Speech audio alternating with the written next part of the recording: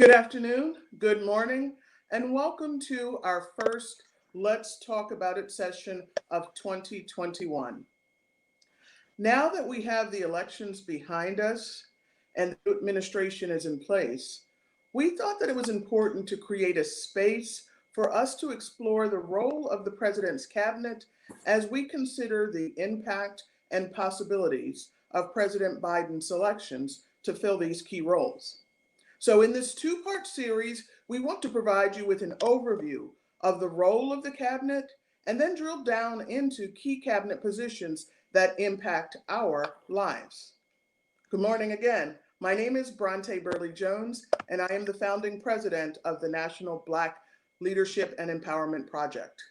This series is intended to provide insight by us, for us, to benefit us. And it is my pleasure to introduce three colleagues, three friends, three sister friends as we embark on this two-part series. Today we will hear from Dr. Shayla Nunnally, who is a professor of political science and the new chair of Africana Studies at the University of Tennessee. She is the author of the book Trust in Black America: Race, Discrimination, and Politics. Dr. Nunnally specializes in American politics, Black politics, race and politics, and African studies. She is a summa cum laude graduate with a BA in political science from North Carolina Central University and an MA and PhD in political science from Duke University. Dr. Nunnally is the immediate past president of the National Conference of Black Political Scientists. And joining her today in this kickoff session is Dr. Marla Parker, who is originally from Detroit, Michigan, and has her advanced degrees in public administration. She's an assistant professor in the Department of Political Science at California State University, Los Angeles, where she teaches introductory and advanced political science, policy, and public administration courses for both the undergraduate and graduate programs. She's also the co-founder of the Civic and Social Innovation Group on the Cal State LA campus. It's a program that's all about helping students use innovation and entrepreneurial principles to create positive change. And while I'm told that Dr. Vaughn will not be presenting today, I find it quite hard that she will not chime in. Dr. Vaughn is a retired vice president of academic affairs and so much more. I will see if she can resist the temptation to jump in today. So ladies, I now turn it over to you. Thank you. Thank you so much, Bronte. Appreciate it. I think we all agreed that I was going to give just a very high level overview about the presidential cabinet, and definitely going to do this with Shayla, with Dr. Nunnally, because she has a lot of knowledge about the executive branch and things of that nature. And so some of this might be, known, for many of you guys, but I just never want to assume that people just know stuff, right? We don't want to take for granted people know stuff. This is a teacher coming out in us, so we're going to start from basics and then to move on. So the whole idea for this two-part series is to, number one, first, lay a foundation so that you understand what is the presidential cabinet for, what's a brief history of the cabinet, how it has manifested itself over time, and then we're going to get into the very specific dimensions of the cabinet, because, and this is lesson number one to lay a foundation, the cabinet is comprised of executive appointments of people who lead different agencies within the executive branch. And so we have Department of Treasury, right? Department of Education. Whenever you see Department of something at the federal level, more than likely they're going to be part of the cabinet, right? And so Dr. Vaughn, part two, and hopefully a little bit today, she is going to break down some of the key cabinets, not all of them, but some of the key ones that definitely impact communities of color. And so again, before that, though, we want to just have lay a brief foundation for what the cabinet is, why it's there, and how it's structured. And so, Dr. Shayla, please chime in whenever, and you and I can just have a conversation about it too. And so, where did the cabinet come from, right? So the concept of the presidential cabinet actually dates back to the beginnings of the Constitution. Now, we don't see the term cabinet in the Constitution, but what we do see in the Constitution is that the president has the power and has the ability and has a role to appoint people to head different parts of the executive branch, right? So again, when we see the executive branch, we know that that is all about the implementation of policy. So, it started out with just 4 advisors, right? So the role of the cabinet is essentially to advise the president. That's a key role. And so at the beginning, George Washington had 4 cabinet members. Now, again, they were not called the cabinet. The name cabinet came a lot later. But initially, I think he only had 4. Yeah, 4. And these were dealing with core functions. So, like security, right? Things like that. And so over time, the cabinet has evolved from a 4 member body to 15. And so now the cabinet is comprised of 15 heads of agencies, as well as the vice president and a few other presidential advisors, if you will. Now, why do we have a cabinet in the first place, right? If the president is the president, shouldn't the president be able to handle everything? The answer is no. The answer is no, an unequivocal no. Because as the country grew, as issues became more complex, and even as expectations of government changed and what people thought the government should do and have a role in, that's when we see the expansion of the cabinet because we now have new departments and new agencies that came into being. So, Dr. Denali, do you want to tell us a little bit about the executive branch and just kind of the importance of these departments a little bit? Sure. So, good afternoon, everyone. Something to keep in mind as far as the executive branch and what becomes the power of the chief executive and the president is that appointment power, and what then is the confirmation of nominees to the various offices within the executive branch, which Dr. Parker mentioned for you, and what that meant for your secretaries of the various departments, as well as even what would be an attorney general, for example. And with what comprises the cabinet, let us keep in mind that with the president leading the nation and being the chief executive, that office also is one that imparts the policy direction for the various parts of the executive branch. What we also then see with the various agencies included being referred to as the bureaucracy. Mhm. And within that bureaucracy and with the president as the head, also think about the notion of the president being the chief party leader. Mhm. And that is chief of the political party here in President Biden being the Democratic Party. And so, with the president being the chief party leader, he also directs what will be the policies of the entire party, but also what will be embodied within the scope of the bureaucracy. Yeah. So, we're speaking of how even partisan politics enter what is the executive branch by way of the president being the chief executive. Right. So, just think about this, that in essence there are laws that the various branch, excuse me, the executive branch follows, and importantly, the president helps with what is the policy interpretation at the head, and the bureaucrats thusly follow. So you see across what are different administrations, what is also a different perspective about how policies will be interpreted. And Right. this is how we see policy changes even Mhm. across presidential administrations. And I'm glad that you brought that up, Dr. Nunali, because as an administrator, I am always about the implementation of policy. And this is why the cabinet is so important because these are individuals who actually are in charge of how policy, how legislation actually rolls out. And so we see that now with, let's say, the vaccine, right? So even though there is a mandate, there's an executive order for vaccines to go out, it is all about how these departments handle that and the resources that they have, scheduling that they do, the tasks that they assign that matter for how the vaccines get rolled out, right? So I'd like to kind of think of it, I use the analogy of a recipe, right? So I think we all have our favorite foods, okay? So mine is mac and cheese, all right? And now I have had good mac and cheese, I have had bad mac and cheese, all right? Now, typically, when there are differences in the kinds of mac and cheese that I have, it's really about how it's done and the ingredients that are there.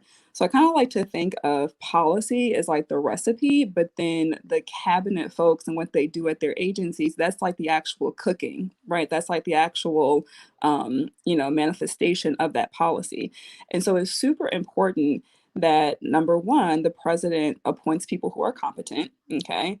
And also, there's an important connection between the president and those people who he or she appoints, right? Now, over time, when you look at the history of the cabinet and how it has interacted with presidents, what's also super important here, and you said this so well, Dr. Nunali, is that the president is an executive. And in that way, it's important to kind of look at the cabinet with like a managerial lens almost, right? So if you look over time at how presidents have interacted with, leveraged the cabinet, you can actually see really important dimensions when it comes to value sets, leadership style, things of that nature, right? So, some presidents have had very good relationships with their cabinets, some presidents have not. You see a difference in managerial style, right? Where you have some presidents who are very much kind of like hands off, right? So saying, look, yes, I have appointed you. Yes, this is my policy agenda. And there's an expectation, we're on the same page, but I trust you overall to leverage your expertise, do what you're going to do, and to make this happen, right? But then there are other presidents who have a much more command and control style where they expect just complete loyalty, right? So it's like you do what I say. It's not really I'm going to be a little bit more hands off and let you run your department however you want to, right? So that's a really important dimension to look at. And even, like the I would say just like the day-to-day stuff of the cabinet, right? So typically, I mean, there's no like hard and fast rule for when and how a president gets the cabinet together, right? So again, the cabinet is not a constitutional feature. So the president can engage with the cabinet how often he or she may want to, right? And so that's something important to remember. And so the other important thing to the cabinet is also it's a place for kind of cross departmental issues to be kind of ironed out because we have a government that is very much dependent upon each other, right? So the units in government are dependent upon each other. So policy can't be implemented solely by one agency, right? And so it can't be led by just one, department head, right? So when cabinets are gathered, again, it's not just an opportunity to advise the president, but it's also an opportunity for that cabinet to iron out issues, of the leaders to iron out issues, right? So when we see, things like with COVID, it's not just a public health issue. This is a commerce issue. This is, a national security issue, right? This is a treasury, like all departments have some kind of stake in this issue, and so they all have to work together. And so in that way as well, depending on the managerial style and values of the president, that president can have a key role in either solidifying that cabinet, right, or creating tension among the cabinet as well. Again, historically, you can see how presidents have had different kinds of relationships with their cabinet members. And one thing, that I'm kind of interested in is looking at where do cabinet members come from, right? Yeah. So, what are your thoughts on that, Doctor? And actually, Dr. Moon, I'd love to hear your thoughts on this too, in terms of where do these people come from, right? And like, why is that important? Oh, go ahead, anybody. I think Dr. Vaughn. Dr. Vaughn, you're muted. One of the things that I wanted to make sure that we have our audience realize is that there are now 15 cabinets. Mm-hmm. And it's important that you understand that there are 15. And so you understand how important it is that you have a team who can work together. And so I think one of the things when you look at the individuals who uh, President Biden has selected, he has selected people who have some knowledge, but more importantly, who he has a relationship with. Right. Because if you've ever been in an administrative position or tried to lead, if you don't have people who can be a part of your team, who are Right. team players, then you're not going to be successful. Right. And so one of the things that it's important that we realize is that the selections, yes, are very diverse in terms of the people, but more importantly, that those persons who he has chosen have a history of being team players. And we applaud the diversity of those members, but the expertise Mhm. of the persons who he has selected is quite important. And when I get into talking about some of the departments and who he has selected, it will be clear as to why this person was chosen over your favorite or my favorite in terms of what Biden's agenda is, because it's not about Sandra Vaughn's agenda. It's not about Dr. Nunley's agenda or Dr. Park's agenda. It is about the agenda of President Biden. And so he has to select people who share that vision, and then people who, even though you didn't get the cabinet that you wanted, and we know that a couple of people wanted this department and that department, but he looked at the strengths of all of them in his selection. And so that's one of the things that I will be talking about next week, are the individuals who he has chosen and what those individuals bring to those particular departments in terms of policies that will affect us as people of color. Right. Yeah.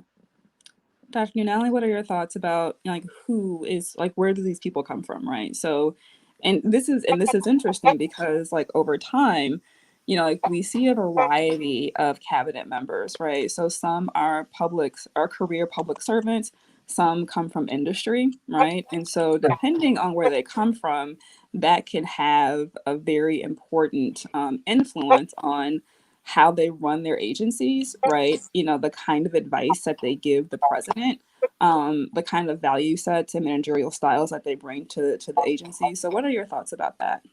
Absolutely, Dr. Parker. You shared some important points as far as there being the expertise, right? What it means for people to come from a private sector background versus what might be public sector backgrounds, what that means for the interests that are shared within the meetings with the president by way of those backgrounds, but also what's notable as far as the experience that people have, Mhm. whether or not they're experienced even as executives Mhm. in what is local government, Mhm. state government, or for that much, what you might have already seen experience in other posts within federal government. Mhm. And so those different levels of expertise also become important as far as shaping what are the experiences of Americans across the board.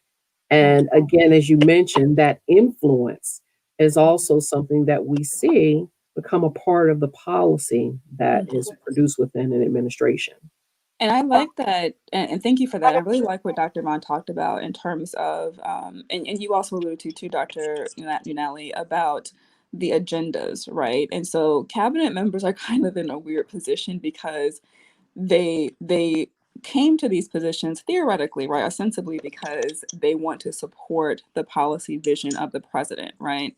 But they also have to be loyal theoretically to, well, not theoretically, they have to be loyal to the law, right? So they have to do things in a legal kind of a way, right? And so sometimes we have seen historically where there's this tension between doing what the president wants in terms of a policy agenda, but then, right, like, you can't bypass your commitment, right, and your adherence to the Constitution to do things legally.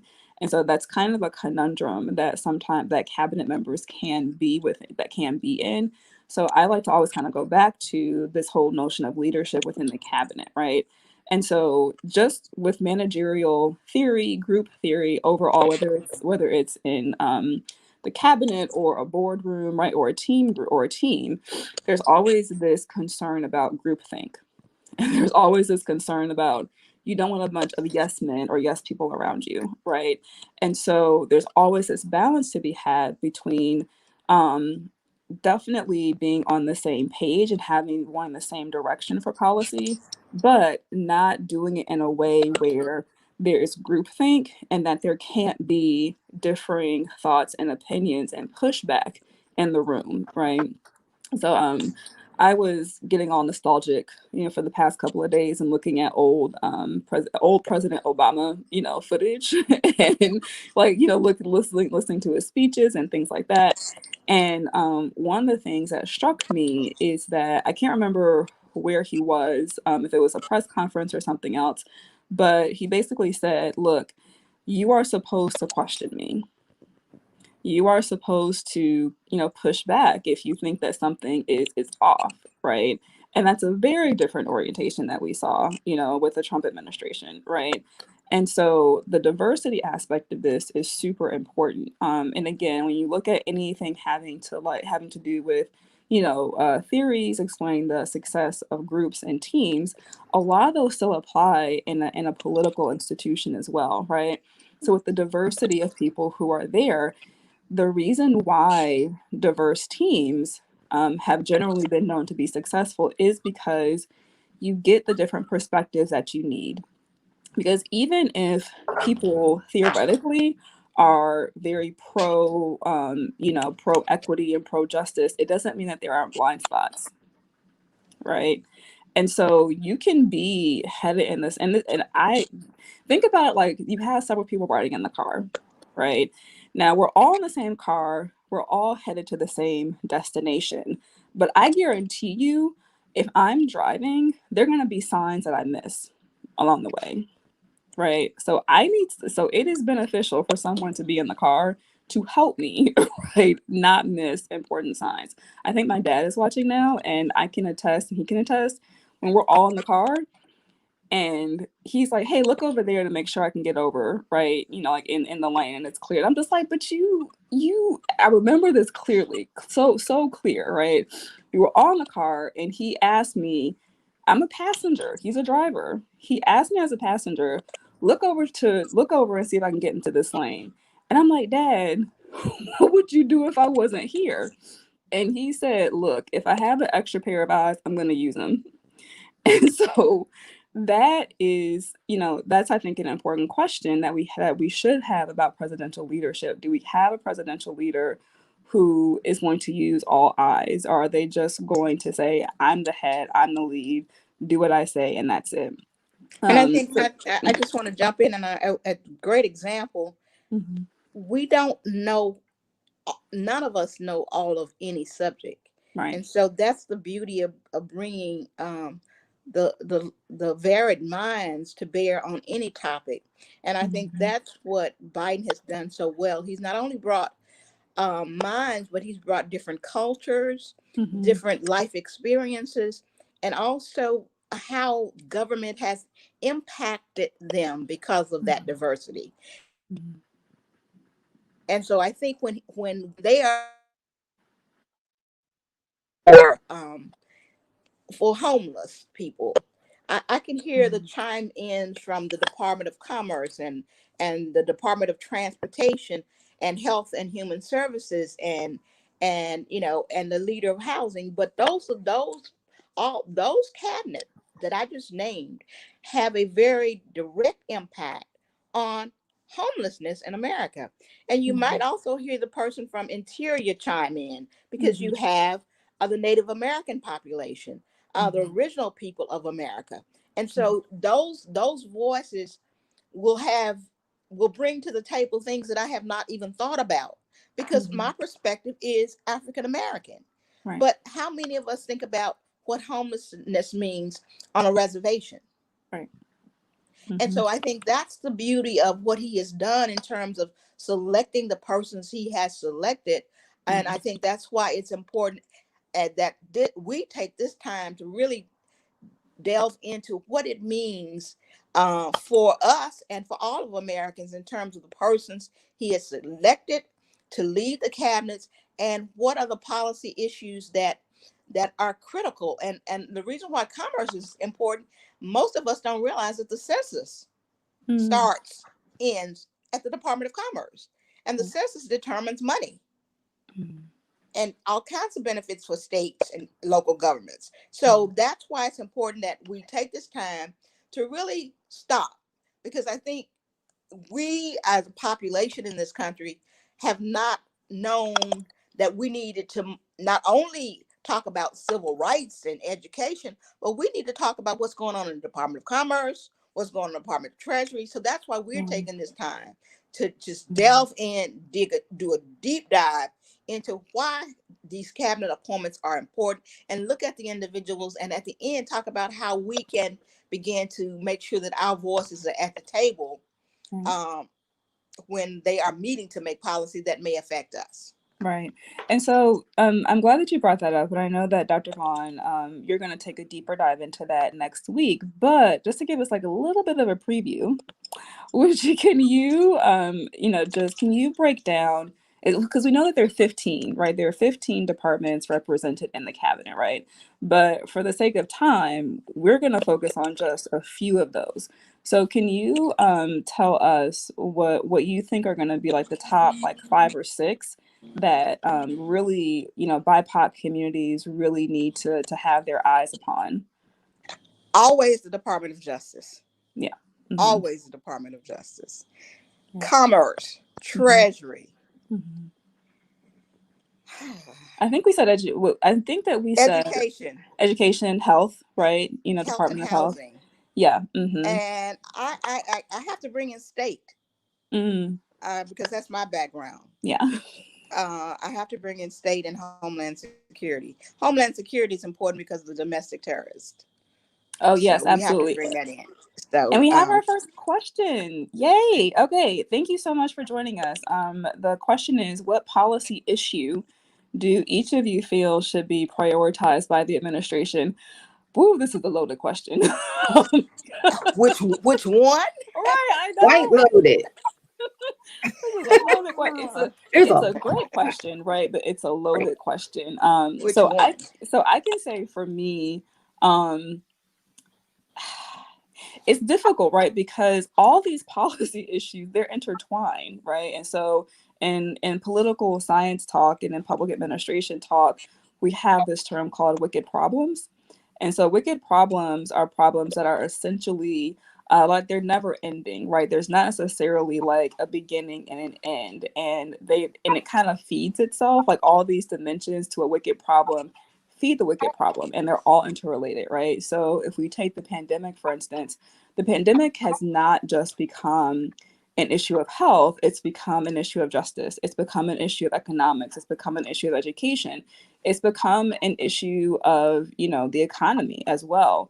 And so when we take one issue, when we talk about one policy issue, I think that we have to be wise and unpack what does that mean for other policy areas, right?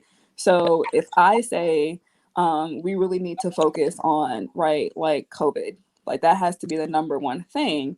If I don't unpack that, right, and I leave that there, then I'm not really highlighting the fact that, look, if we take care of COVID, then we can get more. When I say take care of, I mean not just from the health perspective, but it's how we view health equity, right? So taking care of the pandemic is not just about taking care of this pandemic, right? But it's taking all these lessons learned about, health disparities in different communities, right? So taking care of the pandemic is getting vaccines out, but it's also using equity as a lens to take care of things. So that goes to, like social justice. But it also means when we take care of the pandemic, we're also thinking about how can we help people not just with their health, but how can we support them economically? How can we support them financially? That's a loaded question. But I I would think you've definitely. handled it well. I think that, you did that. That's it, because it does. Every department, every cabinet department is affected by COVID. Mm-hmm. And so there's policy to come out of all of those departments that will solve the crisis of COVID. So I think if we could put that as the umbrella. Mm.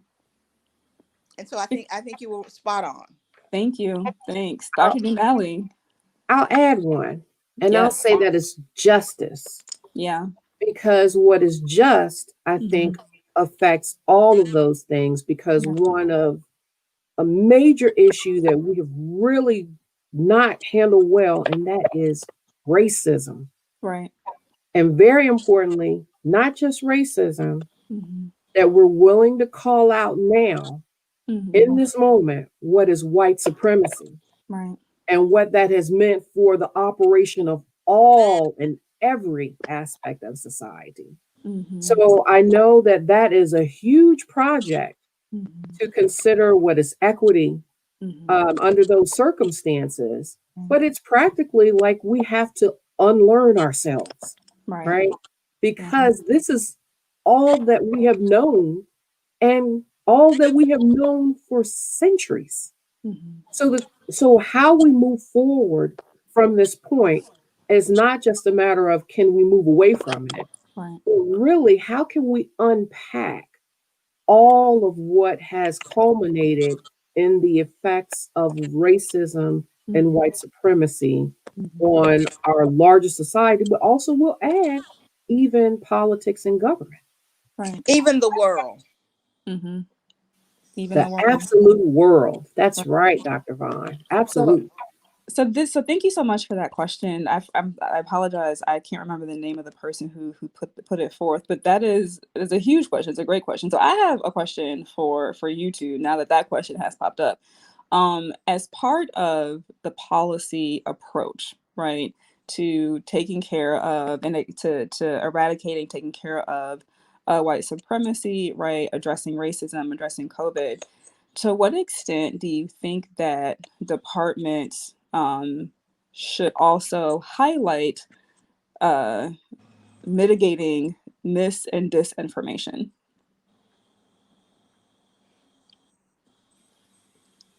I think it is a major concern for national security, and Mm-hmm. it has been. And so this goes back to our knowledge bases, right? Mm-hmm. Mm-hmm. And how people receive information, what they receive, Mm-hmm. how it's processed, that there is political psychology and what that means for how people interact with the political system. Yeah. And that now we're in a space that we have to think about how is it that information becomes individualized, even Right. in the media that we use, Mm-hmm. and what that means for people receiving information that has not been vetted in Mm-hmm. some of the ways that, for example, all of us are familiar with respect to bodies of knowledge and publication, for example, right? We Yeah. have people who are reviewing our work and asking questions about it to Mm-hmm. improve upon it so Mm-hmm. that it is shaped in a way that it is presentable for what is knowledge making. Right. But at the same time, we also have to understand that even within what is the creation of knowledge, there have been limitations in how people have been receptive, Right. yet again, to some of these questions Mm-hmm. related to race. Right. So I Yeah. think that it is foremost. We really do have to think about what is truth. Mm-hmm. And that truth, yet again, is something that I think we're in that space where truth and reconciliation is a part of what we would need to do for American society as well as some other nations have taken the step as well. So would you want to see Biden have a very pointed mandate for his cabinet members to say, look, as part of what you're doing, as part of policy implementation, I need you to include some kind of an approach or a strategy as part of your framework to address misinformation as well? Because like I'm thinking about, right, like if each cabinet member takes on a mandate, right, individually, because they're 15, like they're 15, cabinet members, right? So imagine if you had 15 departments that were very active, right, in countering misinformation, right, and doing that as part of their policy, implementation strategy. I mean, do you think that there's a possibility for that? Do you think that Biden do you think that should be a priority of Biden's actually? He already has started. If you had a chance to view his press conferences, Mm, he had Fauci, of course, and mhm. that was what he was there for, Yeah. to begin to dismantle all the Mm, disinformation. mhm, And then he had on, I guess yesterday, mhm, the person he selected for labor to mm, talk about the policies in terms of labor. So he's mm, doing that. I think one of the things that most people don't look at those press conferences. And so one of the things that we and he needs to do is figure out, how do you get to the grassroots? And mm. believe me, the white supremacists know how to get and are getting there. Yeah. And so we're using the traditional media, which is Mhm, not what those people who we want, whose minds and hearts we mhm, need to change, are mhm, listening to. So yes, those departments need to be aggressive, mhm, but how do you then make sure that your aggression, in terms of providing truth, mhm. facts, are getting to the people who we need it to get to? And so Right. I think we have to look at, and this is your specialty, Marla, this is not mine at all. How do we change uh, media, social media? How do we, I'm the elder statesman here. I'm going to read and I'm going to look at the newspaper. I also watch, do social media, because Right. I was in the classroom, and so I had to be Mhm. I had to be a little bit conversant. Right. But when I got on social media, my daughter and her friends said, "Well, why are you on Facebook? Why are you on Instagram? What are you doing on there?" And so there is a mindset Right. that is not for everybody. That's just for a certain Mhm. age group. Yeah. And if you don't tackle that and Mhm, make sure that your age, if you look at how um, those younger persons voted, you know mhm. why they voted? Because of social media. Yeah, it's so true, because I look at the statistics about But the are usage of are social they media. hearing the Mhm. voices that they need to hear? Exactly. That And yeah. this is why this platform is so important, because what we Right. need to do is use this platform to continue to break down for them, Mhm. You're right. And You're you because know, they're absolutely not right. in our classrooms. Right. I think So that's something to consider too, Mhm. is just how knowledge has become associated with elitism, mhm, right? Mhm. mhm, Mhm. And so, how it is that even for our universities, that we can unpack what has become known as the ivory tower Right. to make knowledge more accessible to people, what is science and scientific Mhm. method, Mhm. and what increasingly we're referring to as translational research Right. becomes Mhm. important And because it that's and is that's about making things accessible. Right, and I say active research too, right? So for us as professors, I think it's incumbent upon us to include our students in the research, right? Because typically our duties are divided into research, service, and teaching, right? And so even though there's like this kind of, I guess, like expected notion that we're going to share our research with our students, I think that it's important to include our students in the research, right? So mhm. that they don't just get us when it comes to us teaching, you know what I mean? So I don't, before I move on, I just want to acknowledge Ingenious Consumer, the question from Ingenious Consumer. What do you think the role of Kamala, I gotta pronounce her name correctly. I switch. Also, Vice President Harris, if you ever see this, I apologize. Um, so, with VP Harris will be in the new administration. I am so glad you asked that question because I've been thinking about that myself because we have a historic moment here, right? And so, whenever you have a blip, okay, all of us are scientists, so we understand the power of variables, right? When a variable changes, then outcomes can change, right?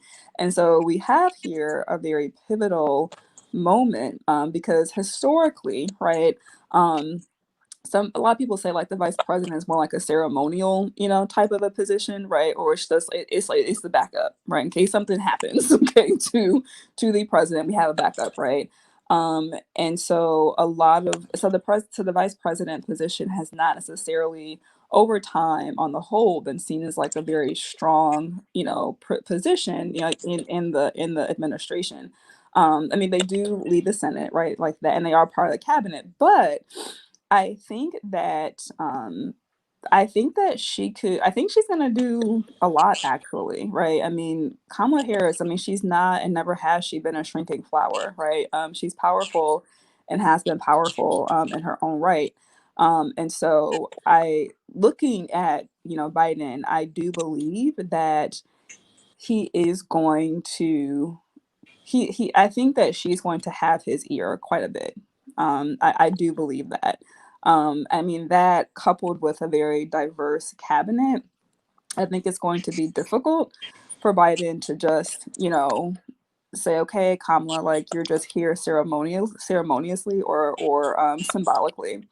So, my prediction, my hypothesis is that I think she's going to have a more powerful role than I think other vice presidents have had. I don't think that her position is going to be just relegated to you lead the Senate and you advise the president. I think it's going to be more than that. So, what are you all's thoughts? I also have a colleague who wrote about this most recently in the Washington Post, Dr. Nyambi Carter, Mm-hmm. and she mentioned the historic role of Vice President Kamala Harris in having that tie-breaking vote in the Senate. Mm-hmm. And so that tie-breaking vote is where we might well see the hinge of policy change.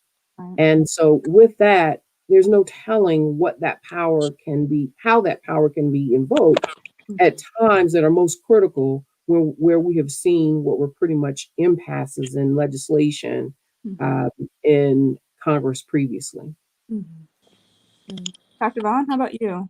I agree with both of you. I think because of her expertise as an attorney general, because she has life experiences that she can share with others, she's going to be invaluable to Biden. Mm-hmm. One of the things I'd like to see her do is take an active role in helping the Democratic committee and Harris plan how they're going to and strategize for keeping control of both houses for 4 years.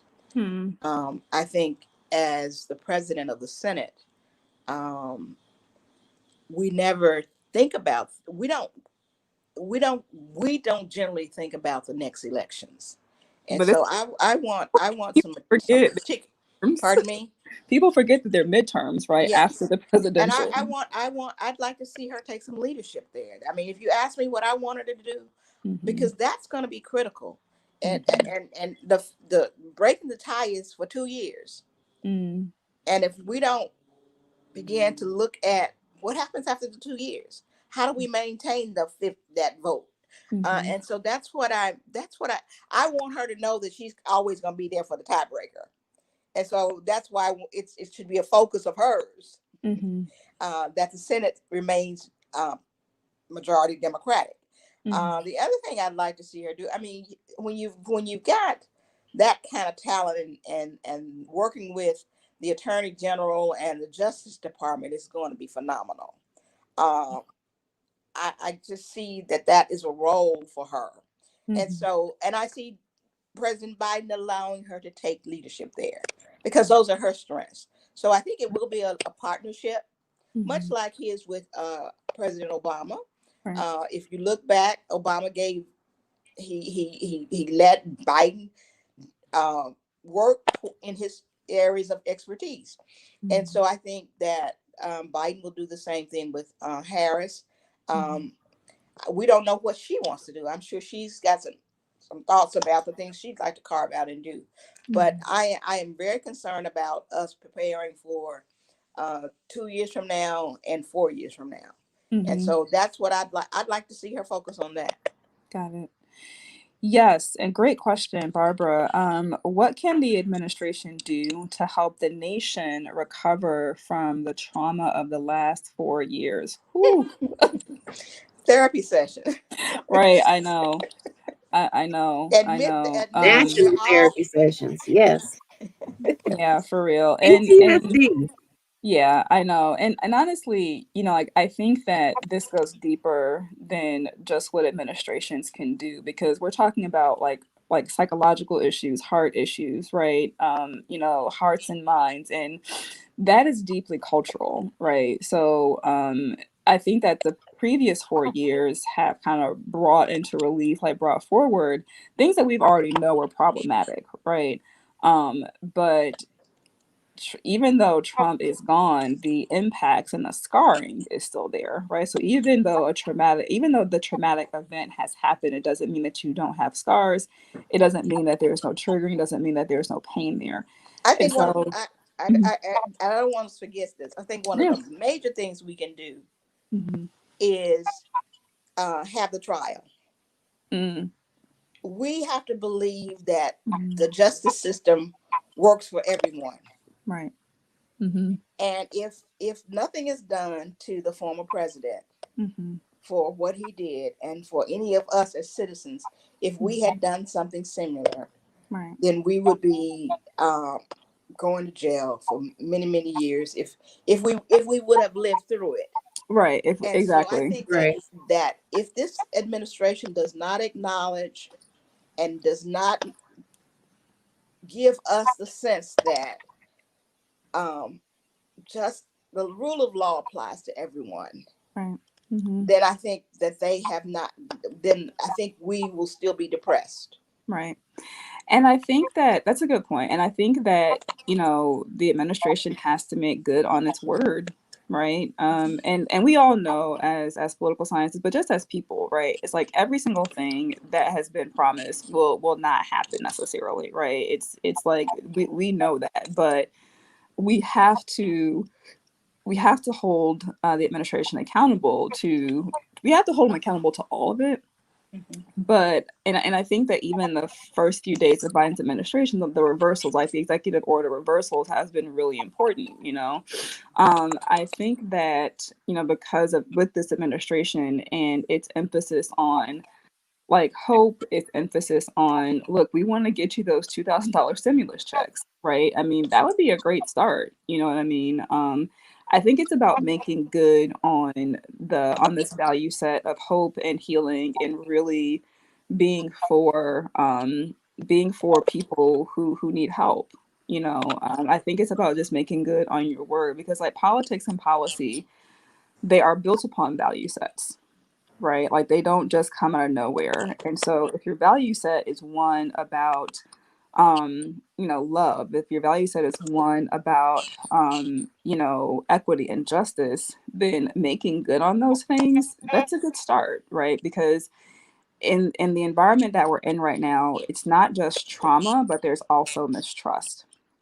And so when the trust is continually broken, that prevents the healing from the trauma from happening, right? So if we want the trauma to be healed, we have to be able that one of the things that we have to be able to trust that what this administration is promising to do, that they will do it, right? And I think the other thing is that people. I understand the expectation and the demand of government. I get that. But at the same time, especially as marginalized communities, we have to kind of take our fate into our hands as well, right? And so we have to be partners and drivers of our own healing too, I believe. And so I think it's important. This is what we talked about last year. Just the importance of civic engagement, right? The importance of like not being a bystander.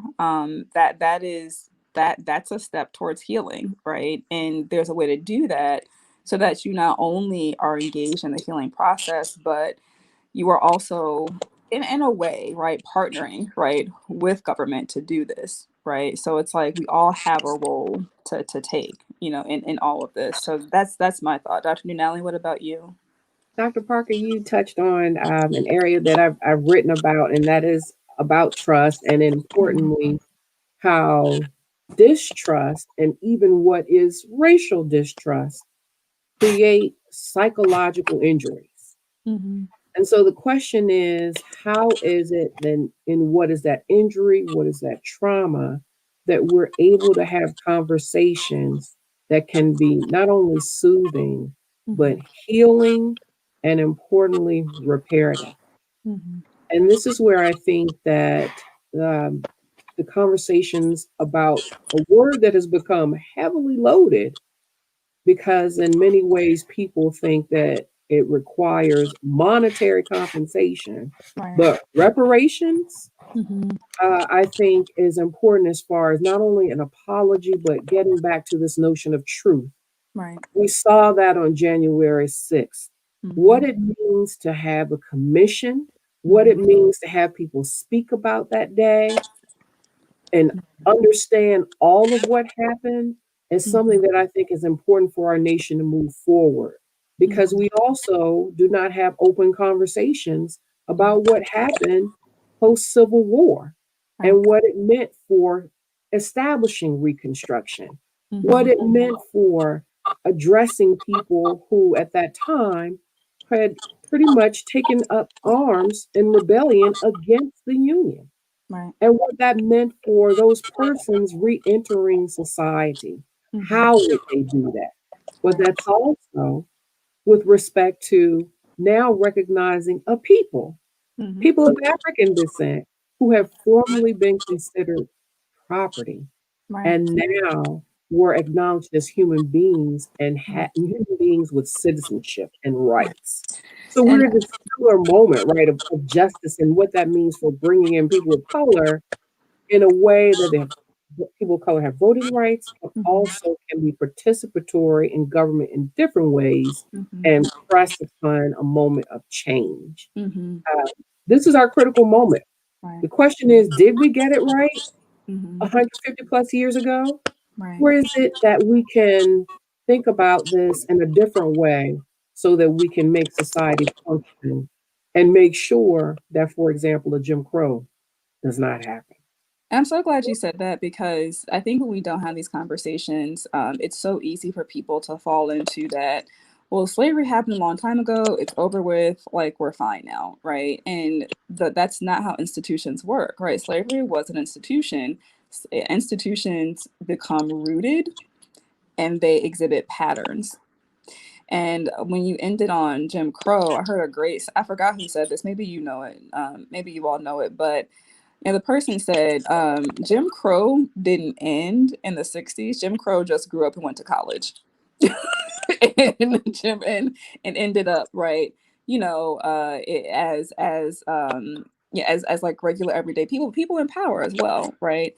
And so when we don't have conversations and unpack what has happened institutionally, even the impacts of that institution, then we get the same things over and over again because we see the same patterns happening today that we saw right during post Reconstruction, during Reconstruction, and the rest of it. So our fearless leader, Dr. Bronte, has a question for us. How does the new administration move forward after the riot at the Capitol when elected off officials and members of law enforcement were involved? So I would say it's that consistent follow up, right? So when I listen to like the FBI come online and say, look, if you were there, we're gonna find you, even if this happened January 6th, we have a new administration. Like, we are going to find you, like those who were there, those we can find, and we're going to apply the law, right? It's like what Dr. Bond said, like going through with the impeachment, right? It is what we saw when they did the mass vetting of the National Guardsmen, and several dozen had to be relieved of duty, right? It's that kind of thing done consistently, right? So it's a so this and I'm going back to like my public administration roots, right? Because when we look at systemic racism, a question is who is working at these organizations, right? Like systems become repeated when the people who are working there are in power and they're in positions of power, which allows them to enact and embody their value sets. Because the people at the riots that we saw, they were police officers, they were hospital workers, they were teachers, right? These were public servants. So the question is as an administration, what are you doing in terms of asking the question, who is working at this administration? And not just in like and not just as a public official, but as a bureaucrat, right? I mean, one of the people at the riots, he was an IT person at the police department in his county. how And well are we vetting people, right, who are in these departments? So you can't, and it's not, because it's very obvious when a politician, right, is thinking these things, and it's very obvious, and it's very easy to call that person to the mat, right? So with Josh Hawley, right, like, there have been calls for him to resign, Ted Cruz for him to resign, right? But I also have the question of, when you are head of a department, going back to the cabinet, how are you making sure that the people who work in your department are not going to be problematic? that's So, right, oh, Dr. so I'm like, oh, Dr. Kimai, one of my favorite people. Um, Dr. Kimai Wilson, thank you so much for joining. I have to just say, like, I have to give a shout out to Dr. Wilson. He's one of my favorite people. He's also an educator at CSULA, so he teaches teachers. So he'd be a great person to come on here and talk about the Department of Education, but that's a different story. Okay, Dr. Wilson's question. How do we keep the Black community politically engaged while simultaneously holding a diverse Biden-Harris administration accountable? So I feel like I've talked a lot for the past few minutes. So would you all like to take that question? Sure. And I did want to comment first too on just some of what we were discussing, and that is to say that what was disappointing was that there was a riot that happened on January 6th, and that those persons were allowed to go home, right? We have Mm-hmm. to now find them Mm-hmm. when they could have been reprimanded in the act.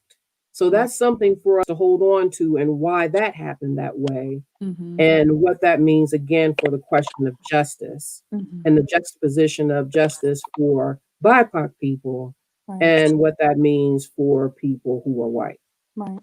But in addition, and what that means as far as healing, what that means for accountability and engagement of the Black community and communities of color in general, I think that it's important for us to have conversations like this one, to think about policies that apply to our local politics, Mm-hmm. and make sure that we continue to have these connections with our local government, our Mm-hmm. state government, and importantly, also organizations that can provide the voice to connect us with what is also federal government.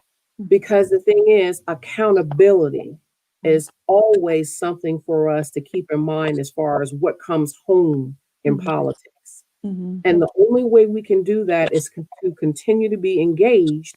And just like we had the question of who, as a part of these spaces, who were those rioters, the thing is, those persons clearly might have been in positions to make decisions, right? And so the Right. decision making power is one that, as people who are engaged, can still have influence by Mm-hmm. way of pressing people in government to account for our interests, and to make sure that our interests are represented in policies and, oh, policies, agendas, and clearly what are the decisions and outcomes Right. of politics. Amen. That's right. Thank you. Dr. Vaughn, how about you? What are your thoughts about Dr. Wilson's question?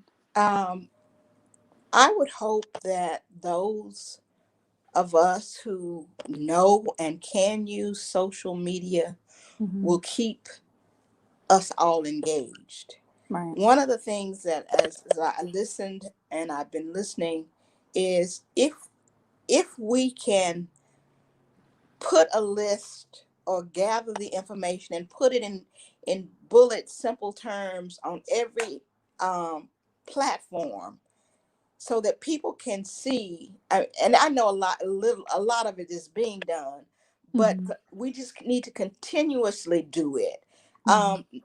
We know these names, call the names out and Mm-hmm. say what they did. We can't, don't leave it to the New York Times. Right. Use Mm-hmm. use the platforms that they use Right. to get them, to make sure that we remain engaged. Mm-hmm. We have students and we see what they read, and they post negative things about themselves because they don't even understand that they're negative, and so we're not even countering their messages. Mm-hmm. So as professors, yes, we are in our classrooms, but we have to respond to the young people, everyone on social media platforms who are being misinformed, but also develop platforms so we can inform. And this is one, but I think we ought to be aggressive in terms of calling names, calling out policies and people who are doing these things, and we know them. Right. But we sit, and I'm as guilty as the next person. I'm sitting here looking at this, and I'm saying, every time a Black person is injured, the police never get charged. If Trump is not charged, this is just another example of what happens to us. It's They insult adding, continue to yeah. do what they do, but they never, justice is not meted upon them. And so we have to call this out. We have to call it out so that the senators know that we see this. We see this as the same justice system in Wisconsin. We see this as the same justice system in Portland or wherever. This is the same. If you let Trump get away with this, you have done what all of the other systems have done. And so I think we have to call it out, because I haven't heard anybody call it out like that. Well, you know what? You got a applause. Both you and Dr. Neal got an applause for Dr. Kima, and I can tell you when Dr. Kima says "speak on it, Dr. Vaughn," and "come on, Dr. Shayla," then you're talking about something. So yes, so thank you for that. And like my thought about Dr. Kima's question is, you know, how can Black folks stay engaged, but how can we also advance our agendas while still maintaining a diverse, you know, administration? What comes to mind for me, and this is something familiar in politics, is coalition building, right? I think it is important to engage in coalition building. I don't think that coalition building that involves a diverse amount of people, diverse set of people, necessarily automatically means that the policy agendas that benefit Black folks is going to get watered down. It's like, I think it's about all how you do it, right? And so I think if we have strategic coalition building that embraces diversity, right, but it still recognizes and affirms, it's like, look, Black folks, you definitely have a unique set of needs. Indigenous people, you have a unique set of needs, right, and realities, right? Because I don't know what it's like to live on a reservation. I don't, you know, and there are definitely issues, you know, and definitely needs in Indigenous communities that I'm not familiar with, right, and that I have no frame of reference for, right? And so I think that it's really important, you know, for us to think about strategic coalition building, you know, because and this is the problem with white supremacy. It has had a widespread impact, right? It has had a widespread impact to Black folks, Indigenous folks, right? And I can go on. And so I think that if we're going to have a future, right, that does not systematically embody white supremacy, I think that the coalition building that's strategic, right, it brings us together so that we can identify how we have been collectively and commonly disenfranchised and oppressed by that system, right? Because I think that, you know, sometimes, and I totally understand this, right? In a society where it's all about it's about like kind of toxic individualism, when we start talking about working with other people, we automatically get afraid and think that that means that, you know, my priorities and what's important for me is going to get diminished. But that doesn't necessarily have to happen, right? I think that if it's done strategically, then there can be a lot of power in that, right? I can still affirm you, Dr. Nunali, and affirm you, Dr. Vaughn, without necessarily thinking that I am going to be diminished, right? And so that's one of my thoughts, right? Like, I totally believe in community building, but I also believe in coalition building too. So yeah. So are we good on time, Dr. Bronte? What are our fearless leader, Dr. Bronte? Are we good on time? Yeah. Oh, she's coming in. Okay, great. Yes, we are good on time. I thought we might start wrapping up and talking Okay. about the fact that we have identified 6 departments that we want to focus on next week. And I think it's important for our viewers to understand we spent time looking at all 15 and then Yeah. teasing out for ourselves the 6 that we thought were really critical for us to understand, and to look at the significance of the appointments made there. So you 3 correct me if I'm wrong. Next week, we're going to talk about labor, transportation, the Attorney General, commerce, education, and health and human services. Did I get that list correct? I believe so. I think that just a tweak on the Attorney General, I think we're going to look at the Department of Justice overall. Yes, I think. Yeah, and I think I might add the State Department in there. State Department. Okay. All Yeah. right. And Cool. it's because of what happened 2 weeks ago. We Mhm. have to look at state and homeland security. It's Mhm. it's just critical. I did not intend to, but it's critical that we do. Okay. Got it. Awesome. I think there was a question or comment that flashed on the screen. I didn't see it. Dance tribes living on is similar. So yes, Rose, being from Oklahoma, where there are many Indian tribes, living on a reservation is similar to every single low-income project in America. And thank you for telling that, right? Because I don't have that firsthand knowledge at all. And so thank you for that information, that insight. We appreciate it. And so I think you bring up an interesting point, right? Is that again, there are commonalities here that we have across populations, right? And so when we can identify those things, I think that it can further help us understand, well, how does like the State Department, right, impact us who've been marginalized? You know, how does the Department of Homeland Security, you know, impact us who've been marginalized? So thank you for that. So again, I think we're gonna do, like you said, Department of State, Homeland Security, Health and Human Services, Department of Justice, Labor, Treasury. I think that's it. Yes. Attorney General. Attorney. Okay. Yes. And so, since we're all teachers here, right? And so we're gonna give you like a little bit of Saturday homework. so, so I at least encourage you. Okay, I at least encourage you to go to the websites for each of these departments. Okay, if you can just go to whitehouse.gov, you can type in the department, or they will actually give you a break. They'll give you like a list of the departments. So just go to the websites, right, and just kind of casually observe. You don't have to take a deep dive into it, but at least just kind of get a feel for what each department does. And Dr. Vaughn, Dr. Nunali, they're gonna give you like a deeper dive, but it's nice to kind of come prepared a little bit before you hear our discussion, so that you know we can take it to the next level, and then like everything is not foreign to you. And I think that's a good place, Marla, for us to put a pin in it for this week. I first want to thank the 3 of you. You have continued on this journey with me since we started talking last fall.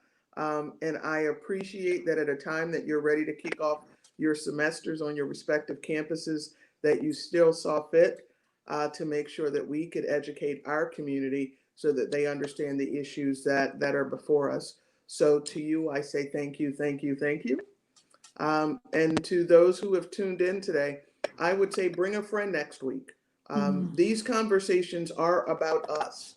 They are to benefit us so that we understand the things happening around us. And it's also a safe space where we can ask the questions that we really have and have the benefit of experts to give us insight into those questions. So please plan to join us back here next Saturday, where we do a deep dive into a few key departments that we think you need to know a little more about. So thank you all for your time. We'll see you next week.